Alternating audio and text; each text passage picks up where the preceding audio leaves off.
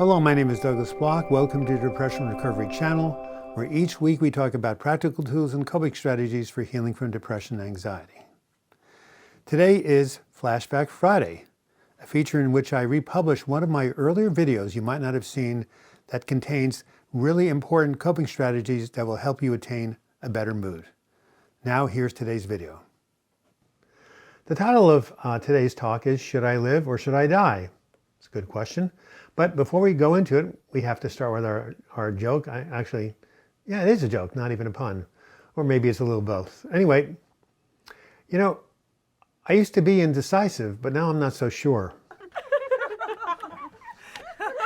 All right, well, as I said, the name of today's talk video is Should I Live or Should I Die? And it's about something that has been, I won't say near and dear to my heart. I consider what I'm doing on this channel. We now have 60,000 subscribers, yay, a mental health ministry. But I have a sub-ministry, and that is suicide prevention. This is something that is extremely meaningful to me. Why? Well, first of all, I've lost people I care to suicide. My therapist, my roommate, a good friend from high school. I have been suicidal myself in all of my depressive episodes, and it's a huge problem worldwide. Every 40 seconds worldwide, someone dies by suicide. So this is a big deal. So the question is, why would someone want to kill themselves? Well, the answer, I think, is obvious. No one gets up in the morning and says, the sun is out, it's a beautiful day, I've never felt better. I think at 4:30 I'll jump off the Fremont Bridge. Quite the contrary. People think of dying by suicide or make attempts for one and only one reason. Because they are in so much pain, they are suffering, their agony is so great that they see this as the only way to escape their pain. And the great researcher Edwin Schneidman, who started the whole field of suicidology, he coined the word psychache, P-S-Y-C-H-A-C-H-E. That's what he called this unbearable suffering that drives people to want to end their lives. Fortunately, we have a countervailing force within us that opposes this desire to die. Voltaire, the great philosopher, called it nature's most powerful instinct. He was referring to the survival instinct, which has been programmed in us by nature and by evolution to ensure the survival of the species. Here's an example of how it worked in my life. Many years ago, I was having my second major depressive episode. I ended up in a halfway house in Berkeley, California, and my good friend Stuart, hearing of my plight, cut short a vacation he had in Guatemala to come up to help me. About a week after he arrived, we were walking down the streets of Berkeley, and I was really complaining, kvetching. I'm in so much pain. My life is not worth living. Why am I going on? And suddenly he pushed me out into the street and he shouted at the traffic, "Put him out of his misery!" I jumped back in surprise and shock and anger and said, "What'd you do that for?" He said, "See, you really do want to live." Stuart was absolutely correct. There was a part of me that wanted to live that opposed the part of me that wanted to die. This ambivalence resulted in a raging courtroom drama inside my brain. The prosecution would say, "Your Honor, Douglas needs to die. Can't you see he's had enough? He suffered his whole life in depression. Just let him go." But the defense would say, "No, Your Honor, Douglas needs to live. You see, he still has more to do in this lifetime. He still needs to be here." My experience of not being able to decide whether I wanted to live or wanted to die is called ambivalence. Now, those of you who are watching, many of you may be familiar with this inner tug of war. If you are experiencing ambivalence right now, I want to let you know you're not going crazy, because ambivalence is a normal part, actually a defining part of being in a suicidal state.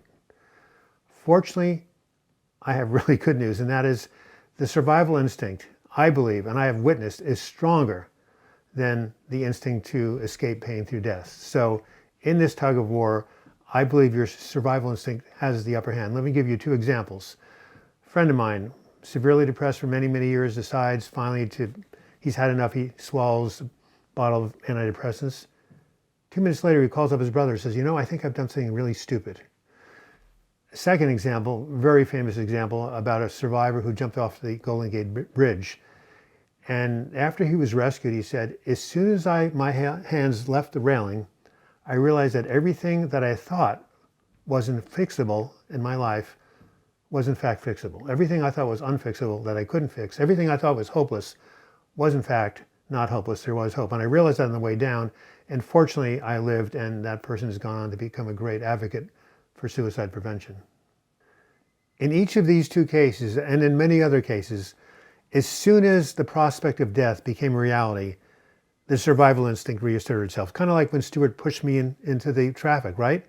When the prospect of my death became a reality, the survival instinct sprung into action.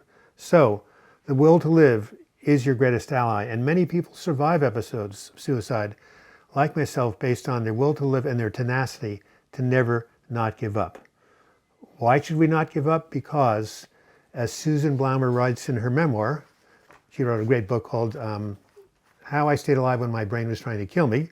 She wrote, "Every single feeling we experience eventually does change with or without any help from us.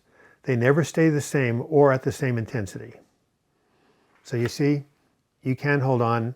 Things will change. You will make it out. And one of the most effective ways to hold on is to keep a list of what I call reasons to keep on living. And that's what we're going to cover in our next video called Reasons to Stay Alive. This has been Douglas Bloch. Thank you for watching this video. I hope you enjoyed it. If so, please give it a like or leave your comment in the comments section. I really appreciate your comments. If you'd like to become a subscriber, and we just reached 60,000 subscribers, please click on my photo. You'll be taken to the subscribe page. And just to the right of the subscribe button, you can click on a bell and you'll be notified every time I come out with a new video. If you want to be a sustaining member of this channel or contributor, click on the Patreon link and you'll be taken to my crowdfunding page where for as little as $2 a month, you can become a sustaining member. And by the way, this talk I gave, this video, was based on a chapter in a book I'm writing on suicide prevention. If you'd like a copy of the entire chapter, simply email me, douglasbloch@gmail.com, and I'll send it to you. And if you are struggling with ambivalence, if you're going back and forth, should I live, should I die, please hold on, because eventually that pain of yours will subside, because in fact, nothing stays the same forever. This has been Douglas Bloch. I hope you found the information on this Flashback Friday video helpful. If so, please give it a like, as likes draw more and more people to this channel and hopefully some more subscribers. You can also leave your comments in the comments section or email me, douglasbloch@gmail.com. If you do want to subscribe to this channel, click on my photo in the closing credits. You'll be taken to my subscribe page. And if you click on the bell to the right, you'll be notified every time I do a new video or live chat.